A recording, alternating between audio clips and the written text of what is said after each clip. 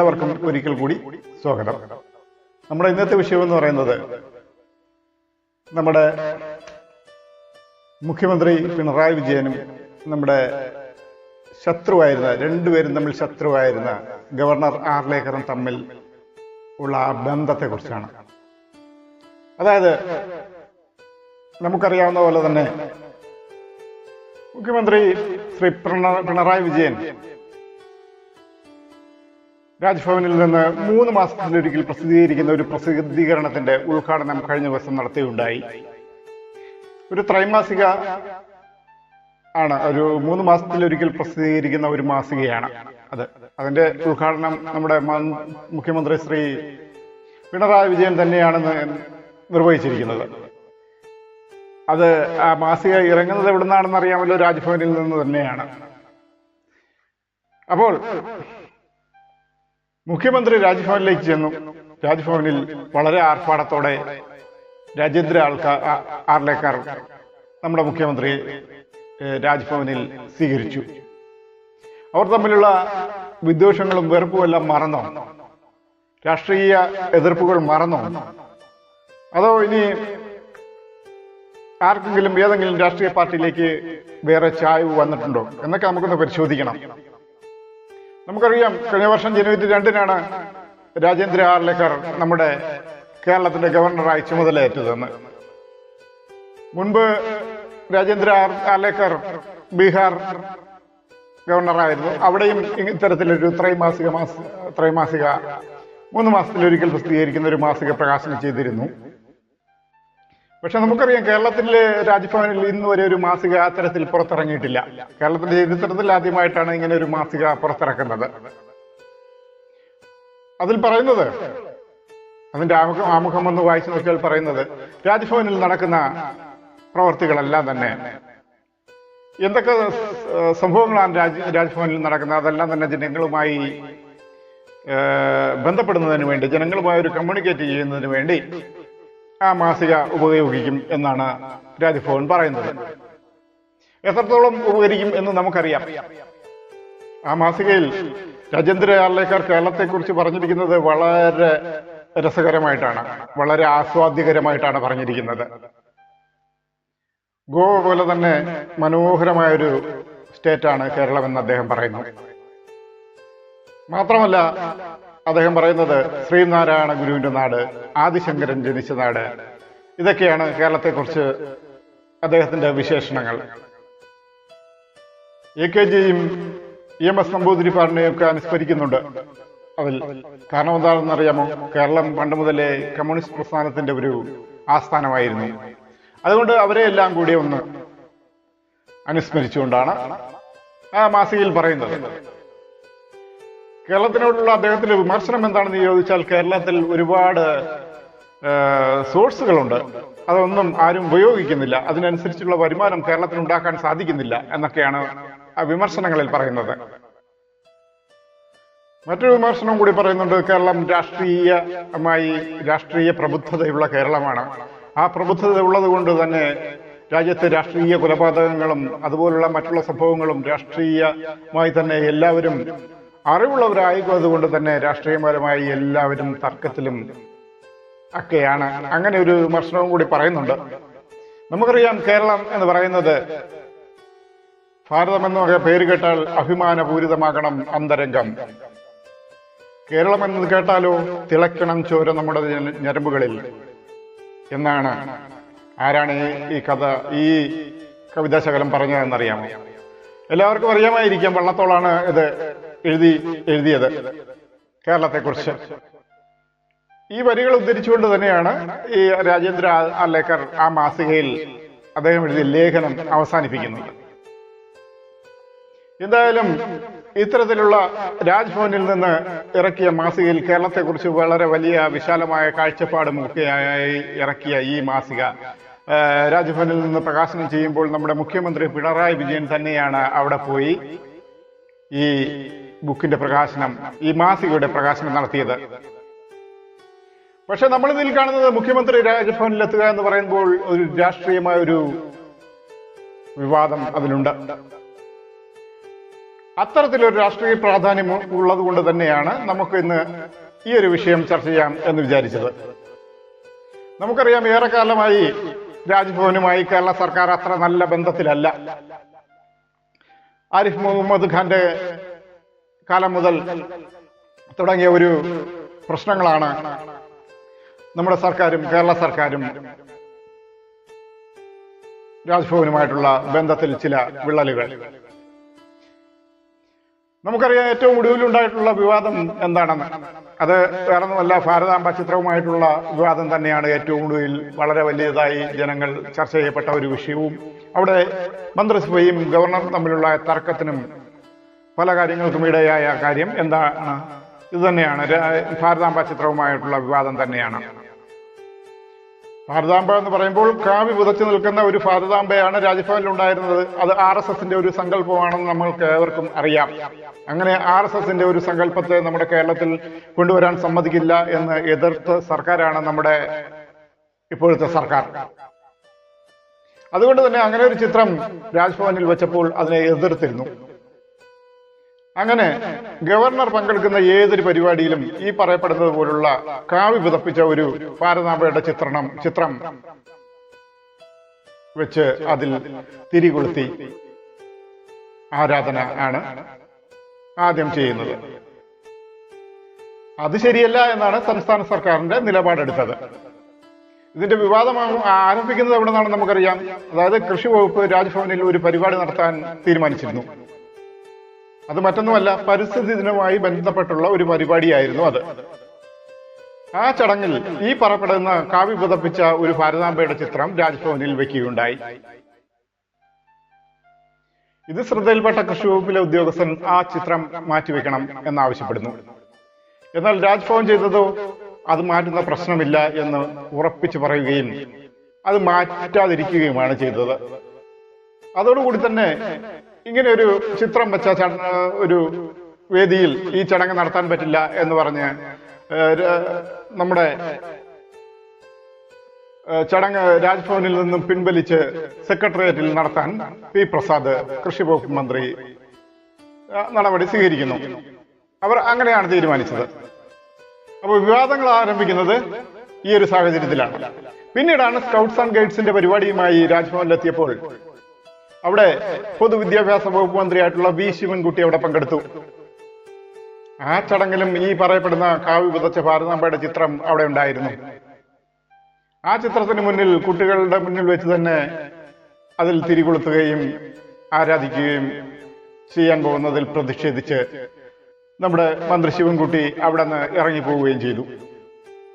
അങ്ങനെ വിവാദം കത്തി നിൽക്കുമ്പോഴാണ് കേരള യൂണിവേഴ്സിറ്റിയിൽ നടന്ന ഒരു ചടങ്ങിൽ ഭാരതാംബയുടെ ചിത്രം വയ്ക്കുന്നു. അങ്ങനെ അതുമായി ബന്ധപ്പെട്ട ഒരു വിവാദം ഉണ്ടാവുകയും കേരള യൂണിവേഴ്സിറ്റിയിൽ അവിടെ ഒരു സംഘർഷമായ ഒരു അന്തരീക്ഷം ഉണ്ടാവുകയും ചെയ്തു. ഒടുവിൽ കേരള യൂണിവേഴ്സിറ്റി രജിസ്ട്രാറിനെ സസ്പെൻഡ് ചെയ്യുന്ന കാര്യങ്ങളിലേക്ക് വരെ ആ വിവാദങ്ങൾ എത്തിച്ചേർന്നു. അത്തരത്തിൽ ഭാരതാംബ ചിത്രവുമായി വിവാദം കത്തി നിൽക്കുന്ന ഒരു സാഹചര്യത്തിലാണ് മന്ത്രിസഭ ഒരു തീരുമാനമെടുത്തത്. അതായത് മന്ത്രിസഭ എടുത്ത തീരുമാനം ഇത്തരത്തിലുള്ള ഔദ്യോഗിക ചടങ്ങുകളിൽ ഭാരതാംബയുടെ ചിത്രം വയ്ക്കാൻ പാടില്ല എന്നാണ്. ഭാരതാംബ എന്ന് പറയുമ്പോൾ RSS വിഭാവനം ചെയ്തിട്ടുള്ള കാവ്യ പുതച്ച ഭാരതാംബയുടെ ചിത്രം വയ്ക്കാൻ പാടില്ല എന്നാണ് മന്ത്രിസഭാ തീരുമാനമെടുത്തത്.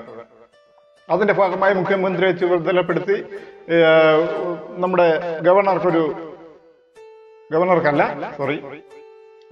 തന്നെ ഒരു കത്ത് എഴുതണമെന്ന് തീരുമാനിക്കുകയും ചെയ്തു. അങ്ങനെ കത്ത് കൊടുക്കുകയും ചെയ്തു. ആ കത്തിന്റെ ഒരു വ്യക്തത ഈ നിമിഷം വരെ രാജ്ഭവനിൽ ഗവർണർ നടത്തിയിട്ടില്ല എന്നാണ് സത്യം.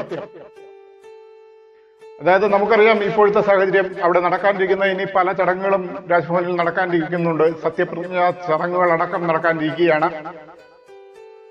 ഔദ്യോഗികമായ അത്തരത്തിലുള്ള പല ചടങ്ങുകളിലും രാജ്ഭവനിൽ നടക്കാനിരിക്കെ അവിടെയെല്ലാം ഈ ഭാരതാംബയുടെ ചിത്രം ഗവർണർ രാജേന്ദ്ര ആർലേക്കർ വയ്ക്കുമോ എന്നുള്ള കാര്യത്തിൽ ഇതുവരെ ഒരു വ്യക്തത വരുത്തിയിട്ടില്ല. അങ്ങനെ ഒരു സാഹചര്യത്തിൽ ഇരിക്കുമ്പോഴാണ് കഴിഞ്ഞ ദിവസം നമ്മുടെ കേരളത്തിന്റെ മുഖ്യമന്ത്രി പിണറായി വിജയൻ രാജ്ഭവനിലെത്തുന്നത്. അതുതന്നെയാണ് ഈ വിഷയത്തിലെ രാഷ്ട്രീയ പ്രാധാന്യം എന്ന് പറയുന്നത്. എന്തായാലും ഗവർണർ ആഗ്രഹിച്ചിരുന്നത് പോലെ തന്നെ മുഖ്യമന്ത്രിയുടെ സാന്നിധ്യം അവിടെ ഉണ്ടായി. അങ്ങനെ മുഖ്യമന്ത്രിയെ ക്ഷണിച്ചു. മുഖ്യമന്ത്രി രാജ്ഭവനിലെത്തി. മുഖ്യമന്ത്രി രാജ്ഭവനിൽ എത്തുന്നതിന്റെ ഭാഗമായിട്ട് തന്നെ ഈ ഭാരതാംബ ചിത്രം രാജ്ഭവനിൽ നിന്ന് എടുത്ത് മാറ്റിവെക്കുകയും ചെയ്തു. തീർച്ചയായും ഗവർണറിന്റെ നിലപാട് കേരളത്തിന് അനുകൂലമാണെങ്കിൽ അത് കേരളത്തിൽ ഏറ്റവും നല്ല നീക്കങ്ങൾ ഉണ്ടാക്കും. മന്ത്രിസഭയും ഗവർണറും തമ്മിലുള്ള ബന്ധം ദൃഢമാവട്ടെ, ആവും എന്ന് തന്നെ നമുക്ക് വിശ്വസിക്കാം. പക്ഷേ ഇതിൽ ഈ ഒരു ത്രൈമാസിക പുറത്തിറക്കിയതിൽ ആ മാസികയിൽ വളരെ പ്രധാനപ്പെട്ടൊരു ലേഖനമുണ്ട്. ആ ലേഖനം എഴുതിയിരിക്കുന്നത് ആരാണെന്നറിയാമോ? നമ്മുടെ ഗവർണറുടെ ലീഗൽ അഡ്വൈസറായ, അതായത് legal adviser to the governor, അതായത് ഗവർണറുടെ നിയമകാര്യ ഉപദേഷ്ടാവായ അഡ്വക്കേറ്റ് ശ്രീകുമാറാണ് ഈ ലേഖനം എഴുതിയിരിക്കുന്നത്. ആ ലേഖനം പ്രത്യേകമായി എന്തിനെ കുറിച്ചാണെന്ന് പറഞ്ഞാൽ ഭരണഘടനയിലെ 200-ാം വകുപ്പിനെ കുറിച്ചാണ്. അപ്പോൾ എന്തായിരിക്കും ഈ 200-ാം വകുപ്പ് എന്ന് പറയുന്നത്? ഭരണഘടനയിലെ ഒരു ഭാഗമാണ് 200-ാം വകുപ്പ് എന്ന് പറയുന്നത്. നമ്മുടെ സംസ്ഥാനം അല്ലെങ്കിൽ ആരെങ്കിലും ഒരു ബില്ല് നമ്മുടെ ഗവർണറുടെ മുമ്പിൽ വെച്ചാൽ ഗവർണർ അതിൽ ഒപ്പുവെക്കണം. അത് ഗവർണർ ഒപ്പുവെച്ചാൽ മാത്രമാണ് ഈ ബില്ല് പ്രാബല്യത്തിൽ വരിക എന്ന് നമുക്കറിയാം. അങ്ങനെ ആ ബില്ലിൽ ഒപ്പുവെക്കണമെങ്കിൽ ഗവർണർക്ക് ഒരു വിവേചനാധികാരമുണ്ട്. അതാണ് മുഖ്യമായും ഈ ഭരണഘടനയുടെ 200-ാം വകുപ്പിൽ പ്രതിപാദിക്കുന്നത്. ഗവർണർ ഒപ്പുവെച്ചെങ്കിൽ മാത്രമേ ഈ ബില്ലിന് വാല്യൂ. അപ്പോൾ ആ 200-ാം വകുപ്പിൽ പറയുന്നത് ഗവർണർക്ക് ഒരു 3 ഓപ്ഷൻസ് ആണ് ഇതിലുള്ളത്. അതിൽ ഒന്നാമത്തേതെന്ന് പറയുന്നത് അദ്ദേഹത്തിന് മറ്റൊന്നും നോക്കാതെ തന്നെ ആ ബില്ലിൽ ഒപ്പുവെക്കാം വായിച്ചു നോക്കിയ ശേഷം. രണ്ടാമത്തേതെന്ന് പറയുന്നത് അദ്ദേഹത്തിന് എന്തെങ്കിലും അഭിപ്രായങ്ങളോ നിർദ്ദേശങ്ങളോ ഒക്കെ ഉണ്ടെങ്കിൽ അത് മാറ്റി എഴുതി തിരികെ സമർപ്പിക്കണം എന്ന് ആവശ്യപ്പെട്ടുകൊണ്ട് ആ ബില്ല് തിരിച്ചയക്കാം.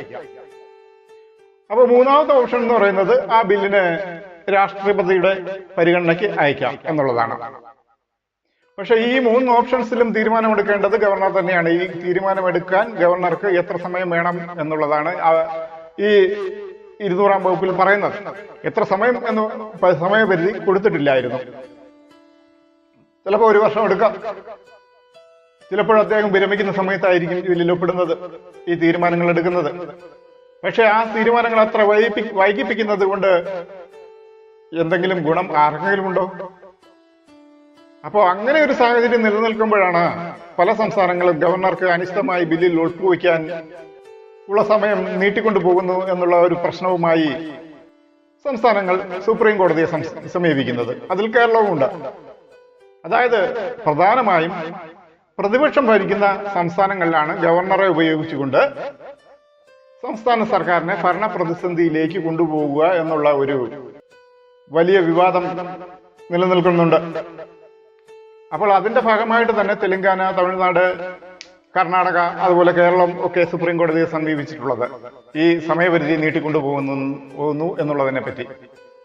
നമുക്കറിയാം, ജഗദീപ് ബാങ്കറിനെ കുറിച്ച് മമതാ ബാനർജിയെ ഇച്ഛ വരപ്പിച്ച ഒരു ഗവർണറാണ് ഈ ജഗദീപ് എന്ന് പറയുന്നത് ആള്. ആ ഗവർണർ രാജിവെച്ച് പോയിട്ടുണ്ട്.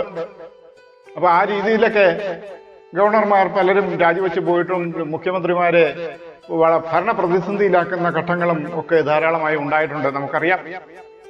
അങ്ങനെ ഭരണ പ്രതിസന്ധി ഉണ്ടാക്കുന്നതിന്റെ ഭാഗമായിട്ടാണ് ഈ തെലങ്കാന, കർണാടക, തമിഴ്നാട്, കേരളം പോലുള്ള സംസ്ഥാനങ്ങൾ സുപ്രീം കോടതി സമീപിച്ചിരിക്കുന്നത്. അപ്പോൾ സുപ്രീം കോടതി എത്രയും പെട്ടെന്ന് തന്നെ ആ ഒരു ഹർജി പരിഗണിക്കുകയും ഒരു സമയപരിധി നിശ്ചയിക്കുകയും ചെയ്തു.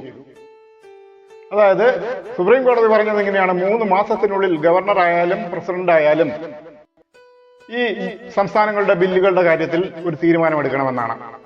അങ്ങനെയാണ് സുപ്രീം കോടതിയുടെ ഡിവിഷൻ ബെഞ്ച് പറഞ്ഞിരിക്കുന്നത്. ആ ഡിവിഷൻ ബെഞ്ചിൽ ഉണ്ടായിരുന്ന ജസ്റ്റിസുമാരാണ് ജസ്റ്റിസ് മഹാദേവൻ, ജസ്റ്റിസ് പർദിവാല എന്നിവർ. അപ്പോൾ അവരാണ് ഈ 3 മാസത്തെ സമയപരിധി ഗവർണറിനും പ്രസിഡന്റിനും നിശ്ചയിച്ചു കൊടുത്തത്.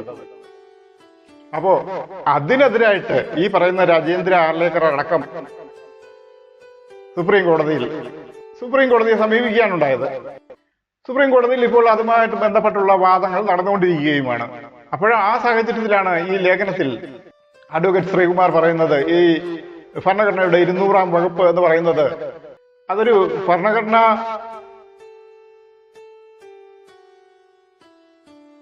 വകുപ്പായതുകൊണ്ട് തന്നെ ആ വകുപ്പിനെ കുറിച്ച് എന്തെങ്കിലും ഒരു പരാതി വന്നാൽ തന്നെ അത് കൈകാര്യം ചെയ്യേണ്ടത് ആരായിരിക്കണം? അത് ചർച്ച ചെയ്യേണ്ടത് ഭരണഘടനാ ബെഞ്ച് തന്നെയായിരിക്കണം. ആ ഭരണഘടനാ ബെഞ്ച് കോൺസ്റ്റിറ്റ്യൂട്ട് ചെയ്ത് അതായിരിക്കണം ഈ വിഷയം ചർച്ച ചെയ്യപ്പെടേണ്ടത്. എന്നാൽ ഇവിടെ ഒരു തീരുമാനമെടുത്തിരിക്കുന്നത് ഒരു ഡിവിഷൻ ബെഞ്ചാണ്, 2 അംഗ ബെഞ്ചാണ് ഇവിടെ ഒരു തീരുമാനമെടുത്തിരിക്കുന്നത്. അതുകൊണ്ട് തന്നെ അത് ശരിയല്ല എന്നുള്ളതാണ് ഈ അഡ്വക്കേറ്റ് പറയുന്ന ഒന്നാമത്തെ വാദം എന്ന് പറയുന്നത്. ഇനി രണ്ടാമത്തെ കാര്യം എന്ന് പറയുന്നത്, ഈ പറയപ്പെടുന്ന ഭരണഘടനയുടെ 200-ാം വകുപ്പ്, ഈ വകുപ്പിന് അമെൻഡ് ചെയ്യാനായിട്ട് സുപ്രീം കോടതിക്ക് അവകാശമില്ല എന്നാണ്. സുപ്രീം കോടതിക്ക് ഭരണഘടനയെ വ്യാഖ്യാനിക്കാൻ മാത്രമേ അവകാശമുള്ളൂ. ഈ ഭരണഘടനയിൽ എന്തെങ്കിലും കൂട്ടിച്ചേർക്കാനുള്ള അവകാശം സുപ്രീം കോടതിക്കില്ല. അപ്പോൾ അത് കൂട്ടിച്ചേർക്കാനുള്ള അവകാശം ആരായിരിക്കണം? അത് നിയമനിർമ്മാണ സഭയ്ക്കാണ്, പാർലമെന്റിനായിരിക്കും അത് നിക്ഷിപ്തമായിരിക്കുന്നത്.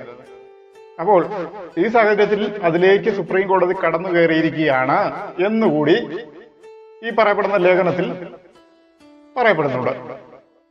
അത് മാത്രമല്ല, രാഷ്ട്രീയപരമായി ആ ലേഖനത്തിൽ പറയുന്നത്, അതായത് ഗവർണർമാർ ഈ സംസ്ഥാന സർക്കാരിന് പ്രതിസന്ധി ഉണ്ടാക്കുന്ന അതാണ് എന്ന നിലയ്ക്കുള്ള ഒരു രാഷ്ട്രീയപരമായ പൊളിറ്റിക്കൽ പെർസ്പെക്റ്റീവ് ഉണ്ടാക്കുന്നു എന്നുകൂടി ആ ലേഖനത്തിൽ പറയുന്നുണ്ട്. അപ്പോൾ അതിനെയൊക്കെ ഗവർണർക്ക് മറികടക്കാൻ വേണ്ടി ജനങ്ങളുമായി ഡയറക്റ്റ് ഗവർണർക്ക് കമ്മ്യൂണിക്കേറ്റ് ചെയ്യണം. അതായത് ഗവർണറുടെ ഭാഗത്തു നിന്നുള്ള വെർഷൻ പറയുന്നു, അത് ഡയറക്റ്റ് ജനങ്ങളിലേക്ക് എത്തിക്കണം. അതായത് മറ്റു ചാനലുകളോ അതൊന്നും അല്ലാതെ, മറ്റൊരു തേർഡ് പാർട്ടി ഇല്ലാതെ ഡയറക്റ്റ് ഗവർണർക്ക് ജനങ്ങളോടൊപ്പം ജനങ്ങൾക്ക് ഗവർണറിന്റെ തീരുമാനങ്ങൾ എന്തൊക്കെയാണ് എന്നുള്ള വിവരങ്ങൾ ജനങ്ങളെ ഡയറക്റ്റായി അറിയിക്കണം. അതിനുള്ള ഒരു പരിപാടിയുമായിട്ടാണ് ഈ ത്രൈമാസിക എന്ന് പറയുന്ന ഈ ഒരു സംരംഭം നമ്മുടെ രാജ്ഭവനിൽ നിന്നും നമ്മുടെ ഗവർണർ ആരംഭിക്കുന്നത്. എന്തായാലും സർക്കാരിൻ്റെതായ ഒരു നിലപാടുണ്ട്. സർക്കാരിന്റെ നിലപാടെന്ന് പറയുന്നത്, ഈ സ്കൂൾ പാഠപുസ്തകത്തിൽ 10ാം ക്ലാസ്സിലെ സാമൂഹ്യശാസ്ത്രത്തിൽ 2ാം ഭാഗത്തിൽ 74-75 പേജുകൾ നമുക്കെടുത്തൊന്ന് വായിക്കാവുന്നതാണ്. അതിൽ നമ്മൾ വായിച്ചു നോക്കിയാൽ നമുക്കറിയാൻ കഴിയുന്നത്, ഗവൺമെന്റ് പറയുന്നു, ഈ പറയപ്പെടുന്ന ഗവർണർക്ക് നാമമാത്രമായ അധികാരം മാത്രമേ ഉള്ളൂ. അതായത് ഗവർണർ എന്ന് പറയുന്നത് നാമമാത്രമായ ഒരു അധികാരി മാത്രമാണ്. യഥാർത്ഥത്തിൽ സംസ്ഥാനത്തിന്റെ മേലധികാരി എന്ന് പറയുന്നത് സംസ്ഥാനത്തിന്റെ മുഖ്യമന്ത്രിയാണ്. അപ്പൊ ഈ മന്ത്രിസഭയുടെ ശുപാർശകൾക്കനുസരിച്ച് മാത്രം പ്രവർത്തിക്കുന്ന ഒരാളാണ് ഈ ഗവർണറുടെ സ്ഥാനത്ത് ഇരിക്കുന്ന ആൾ. അതായത് ഗവർണർക്ക് അങ്ങനെ അതിര് കടന്ന ഒരു അധികാരങ്ങളൊന്നുമില്ല എന്ന് തന്നെയാണ് ഈ പാഠപുസ്തകത്തിൽ പറയുന്നത്. കുട്ടികളെ വളരെ വ്യക്തമായി പഠിപ്പിക്കാൻ തന്നെ അതിൽ സർക്കാർ എഴുതി ചേർത്തിട്ടുണ്ട്. അത് മാത്രമല്ല, സംസ്ഥാനത്തിന്റെ ഗവർണർമാരെ നിയമിക്കുന്നത് ഒരിക്കലും ഒരു പൊളിറ്റിക്കൽ അപ്പോയിന്റ്മെന്റ് ആയിരിക്കരുത്. ഇതും ആ പാഠപുസ്തകത്തിൽ ഉൾപ്പെടുത്തിയിട്ടുണ്ട്. ഇതാണ് നമ്മുടെ ഗവൺമെന്റിന്റെ വെർഷൻ നമ്മുടെ പാഠപുസ്തകത്തിൽ ഉൾപ്പെടുത്തിയിരിക്കുന്നത് എന്ന് പറയുന്നത്. അപ്പോൾ ഇത്തരത്തിൽ ഗവർണറും സംസ്ഥാന സർക്കാരും ഏറ്റുമുട്ടിക്കൊണ്ടിരിക്കുന്ന ഒരു സാഹചര്യത്തിലാണ് മുഖ്യമന്ത്രി പിണറായി വിജയൻ ഇന്നലെ രാജ്ഭവനിലെത്തിയിരിക്കുന്നത്, ഈ ചടങ്ങിൽ പങ്കെടുത്തിരിക്കുന്നതും ഈ ത്രൈമാസികയുടെ പ്രകാശനം നടത്തിയിരിക്കുന്നതും. അത് വളരെ നല്ലൊരു ചടങ്ങായി മാറുകയും ചെയ്തു എന്ന കാര്യത്തിൽ സംശയമില്ല. പക്ഷെ ഗവർണർ ആ ചടങ്ങിൽ പങ്കെടുത്തുകൊണ്ട് എന്താണ് പറഞ്ഞിരിക്കുന്നതെന്ന് അറിയാമോ? ഈ രാജ്ഭവൻ എന്നുള്ള പേര് മാറ്റണം, ഇതിനെ ലോക് ഭവൻ എന്നാക്കണം എന്നുള്ളതാണ്. അതായത് ഒരു 2-വേ കമ്മ്യൂണിക്കേഷൻ, അങ്ങോട്ടൊന്ന് ഇങ്ങോട്ടൊന്ന് എന്ന പോലെ. അതായത് രാജ്ഭവൻ എന്ന് പറയുന്നത് മനുഷ്യർക്കാർക്കും കടന്നു ചെല്ലാൻ കഴിയാത്ത ഒരു സംവിധാനമായി ജനങ്ങൾക്ക് തോന്നരുത് എന്നാണ്. അവിടെ ജനങ്ങൾക്ക് ഡയറക്റ്റായി കടന്നു ചെല്ലാൻ കഴിയണം, ജനങ്ങളുമായി ഒരു കമ്മ്യൂണിക്കേഷൻ ഗവർണർക്കുണ്ടാകണം. അവിടെ അദ്ദേഹം ഉപയോഗിച്ചിരിക്കുന്ന വാക്കെന്ന് പറയുന്നത് 2-വേ ട്രാഫിക് എന്നാണ്. ജനങ്ങളും ഗവർണറുമായി നേരിട്ടുള്ള ബന്ധം. അപ്പോൾ ജനങ്ങളുമായി നേരിട്ട് കമ്മ്യൂണിക്കേറ്റ് ചെയ്യാൻ നമ്മുടെ ഗവർണർ രാജേന്ദ്ര ആർലേക്കർ തീരുമാനിച്ചിരിക്കുന്നു എന്നുള്ളതാണ് അദ്ദേഹത്തിന്റെ ഗൂഢമായ തീരുമാനം എന്ന് പറയുന്നത്. അതായത് ആരിഫ് മുഹമ്മദ് ഖാൻ അല്ല നമ്മുടെ ഇപ്പോഴത്തെ ഗവർണർ രാജേന്ദ്ര ആർലേക്കർ എന്ന് പറയുന്നയാൾ. അദ്ദേഹം ഒരു RSSൽ കൂടി വളർന്നു വന്ന ഒരു നേതാവാണ്. ആരിഫ് മുഹമ്മദ് ഖാൻ എന്ന് പറയുമ്പോൾ ഒരു രാഷ്ട്രീയത്തിന്റെ പിന്നിലൂടെ വന്ന ഒരാളാണ്. അതുകൊണ്ട് തന്നെ എവിടെ വെച്ചും രാഷ്ട്രീയപരമായി തന്നെ സർക്കാരുകളോട് പടവെട്ടാനുള്ള ആ തീരുമാനമുണ്ട്. പരസ്യമായിട്ട് തന്നെ സർക്കാരിനെതിരായിട്ടുള്ള പ്രതികരണങ്ങൾ നൽകാനുള്ള കഴിവ് ആരിഫ് മുഹമ്മദ് ഖാനുണ്ട്. എന്നാൽ ആർലേക്കർ എന്ന് പറയുന്നത് RSSന്റെ ഒരു പ്രവാചകൻ തന്നെയാണ്, പ്രചാരകൻ തന്നെയാണ്. RSSലൂടെ വളർന്നു വന്ന ആള് തന്നെയാണ്. അപ്പോൾ ആ സ്ഥിതിക്ക് RSS എപ്പോഴും വിശ്വസിക്കുന്നത് എന്താണ്? നിശബ്ദമായ ഒരു പ്രചാരത്തിലാണ് RSS വിശ്വസിക്കുന്നത്. നിശബ്ദ പ്രചാരണം കൊണ്ട് പലതും നേടിയെടുത്തിട്ടുള്ള കൂട്ടത്തിലാണ് അവർ. അത്തരത്തിലുള്ള ഒരു നിശബ്ദമായ ഒരു രഹസ്യ പ്രചരണത്തിലാണ് ഈ ത്രൈമാസിക രാജ്ഭവൻ പ്രകാശനം ചെയ്യപ്പെടുന്നത് എന്നാണ് പറയുന്നത്. അങ്ങനെ ഒരു ജനങ്ങളുമായിട്ടുള്ള കമ്മ്യൂണിക്കേഷൻ ചാനൽ ഓപ്പൺ ചെയ്യുന്നതിന്റെ ഭാഗമായിട്ടാണ് ഈ ത്രൈമാസികയുടെ തുടക്കം എന്ന് പറയുന്നത്. എന്നാൽ എടുത്തു പറയത്തക്ക ഒരു കാര്യം എന്ന് പറയുന്നത് ഈ ചടങ്ങിൽ കോൺഗ്രസ് ഉണ്ടായിരുന്നില്ല എന്നുള്ളതാണ്. കോൺഗ്രസിന്റെ പ്രതിനിധിയായി നമ്മുടെ ശശി തരൂർ ഉണ്ടായിരുന്നു എന്ന് വേണമെങ്കിൽ പറയാം. പക്ഷേ ശശി തരൂർ ഇപ്പോൾ കോൺഗ്രസ് ആണോ എന്നുള്ളതിൽ കോൺഗ്രസിന് സംശയമുണ്ട്, ശശി തരൂരിന് സംശയമുണ്ട് ഞാൻ കോൺഗ്രസ് ആണോ എന്നുള്ളതിന്. പക്ഷെ അദ്ദേഹം ഇന്ത്യയുടെ ഒരു ദൂതൻ തന്നെയാണ്. അദ്ദേഹമാണ് ഇന്ത്യക്ക് വേണ്ടി പല രാജ്യങ്ങളിലുമൊക്കെ പോയി സംസാരിച്ചുകൊണ്ടിരിക്കുന്നത്. പക്ഷെ അദ്ദേഹം കടുത്ത ഒരു മോദി ഭക്തനാണെന്നുള്ള കാര്യത്തിൽ യാതൊരു സംശയവും വേണ്ട. അപ്പോൾ അത്തരത്തിലുള്ള ഒരു കോമ്പിനേഷനാണ് ഈ ചടങ്ങിൽ സംഭവിച്ചിരിക്കുന്നത്. നമുക്കറിയാം, ഇപ്പോൾ കഴിഞ്ഞ പ്രാവശ്യം നടന്ന അയ്യപ്പ സംഗമം, ആ അയ്യപ്പ സംഗമത്തിൽ എന്താണ് സംഭവിച്ചത്? അയ്യപ്പ സംഗമത്തിന് വേണ്ടി നമ്മുടെ മുഖ്യമന്ത്രി പിണറായി വിജയൻ എത്തുന്നു. അവിടെ അദ്ദേഹം മന്ത്രിമാരെയൊക്കെ അഭിസംബോധന ചെയ്ത് സംസാരിക്കുന്നു, ഭഗവത്ഗീത അടക്കമുള്ള കാര്യങ്ങൾ ഉദ്ധരിക്കുന്നു. ആ അയ്യപ്പ സംഗമത്തിൽ വെച്ച് അയ്യപ്പന്റെ വിഗ്രഹം ഏറ്റുവാങ്ങുന്നു. മാത്രമല്ല, കഴിഞ്ഞ ദിവസം നടന്ന ഈ രാജ്ഭവനിൽ വെച്ച് നടന്ന ഈ ചടങ്ങിൽ നമ്മുടെ ഗവർണർ മുഖ്യമന്ത്രിക്ക് നൽകിയ സമ്മാനം എന്താണെന്നറിയാം. ശ്രീ പത്മനാഭന്റെ ഒരു വെങ്കല ശില്പമാണ് നമ്മുടെ പിണറായി വിജയൻ ഏറ്റുവാങ്ങിയിരിക്കുന്നത് രാജേന്ദ്ര ആർലേക്കറിൽ നിന്ന്. അപ്പോൾ അയ്യപ്പന്റെ വിഗ്രഹം മുഖ്യമന്ത്രി സ്വീകരിക്കുന്നു, അതുപോലെ തന്നെ ശ്രീ പത്മനാഭസ്വാമിയുടെ വെങ്കല ശില്പം സ്വീകരിക്കുന്നു. അപ്പോൾ രാജ്ഭവനിൽ മോദി ഭക്തനായ ശശി തരൂരുണ്ടായിരിക്കുന്നു. അതേസമയം നമ്മുടെ പ്രതിപക്ഷ നേതാവായ വി ഡി സതീശന്റെ ആബ്സൻസ് അവിടെ ഉണ്ടായിരുന്നു. വി ഡി സതീശൻ രാജ്ഭവനിലെ ഈ പറയപ്പെടുന്ന പല പ്രവർത്തനങ്ങൾക്കും എതിരാണ്. വി ഡി സതീശൻ പറയുന്നത് എന്താണ്? എസ് ഗുരുമൂർത്തി എന്ന് പറയുന്ന ഒരു RSSന്റെ ഒരു താത്വന്തിക ആരാധകനുണ്ട്. അദ്ദേഹത്തെ കൊണ്ടുവന്ന ഒരു പ്രഭാഷണ പരമ്പര തന്നെ രാജ്ഭവൻ ആരംഭിച്ചു. ആ സംഭാഷണ പരമ്പരയിൽ ആദ്യത്തെ വിഷയം എന്ന് പറയുന്നത് നമ്മുടെ ഓപ്പറേഷൻ സിന്ദൂരായിരുന്നു. അത്തരത്തിൽ ഈ പൊളിറ്റിക്കലി അഫിലിയേറ്റഡ് ആയിട്ടുള്ള ആളുകളെ കൊണ്ടുവന്ന് പ്രസംഗം നടത്തുന്ന ഒരു സ്ഥലമായി രാജ്ഭവൻ ആണെന്നും അത് അൺകോൺസ്റ്റിറ്റ്യൂഷണൽ ആണെന്നും പറഞ്ഞ ആളാണ് നമ്മുടെ പ്രതിപക്ഷ നേതാവ് വി ഡി സതീശൻ. ആ സ്ഥിതിക്ക് രാജ്ഭവനും പ്രതിപക്ഷ നേതാവും തമ്മിൽ ഒരു ഏറ്റുമുട്ടൽ അവിടെ നടക്കുന്നുണ്ട്. മാത്രമല്ല, നമ്മുടെ പിണറായി വിജയൻ രാജ്ഭവനിൽ നിന്നും മടങ്ങാൻ നേരം എസ് ഗുരുമൂർത്തി നടത്തിയ ആ പ്രഭാഷണത്തെ ഉൾപ്പെടുത്തിയ ഒരു പുസ്തകമാണ് രാജേന്ദ്ര ആർലേക്കർ സമ്മാനമായി പിണറായി വിജയന് നൽകിയത്.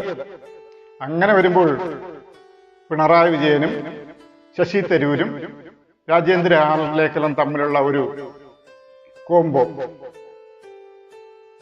ആ കോംബോയെ ഒരു പ്രത്യേക തരത്തിലുള്ള രാഷ്ട്രീയ സംഗമമായിട്ടാണ് നമ്മുടെ പല രാഷ്ട്രീയ കക്ഷികളും അതിനെ കാണുന്നത്. ആ കാര്യത്തിൽ ചില സംശയങ്ങൾ നമ്മുടെ രാഷ്ട്രീയ കേന്ദ്രങ്ങൾ മുന്നോട്ട് വയ്ക്കുന്നുമുണ്ട്. CPMന്റെ രാഷ്ട്രീയം, BJPയുടെ പദ്ധതി, ശശി തരൂരിന്റെ മോദി ഭക്തി, ഇതെല്ലാം ചേർന്നുകൊണ്ടുള്ള ഒരു സവിശേഷമായ ഒരു സംഗമമായിരുന്നു രാജ്ഭവനിൽ നടന്നത്. ഇതെല്ലാം തന്നെയാണ് ഈ ത്രൈമാസികയുടെ പ്രകാശനവുമായി ബന്ധപ്പെട്ട് രാഷ്ട്രീയ കേന്ദ്രങ്ങൾ കാണുന്നത്. എന്തായാലും രാജഹംസം എന്നുള്ള ഈ ത്രൈമാസികയ്ക്ക് എല്ലാ ഭാവുകങ്ങളും നേർന്നുകൊണ്ട് നമസ്കാരം.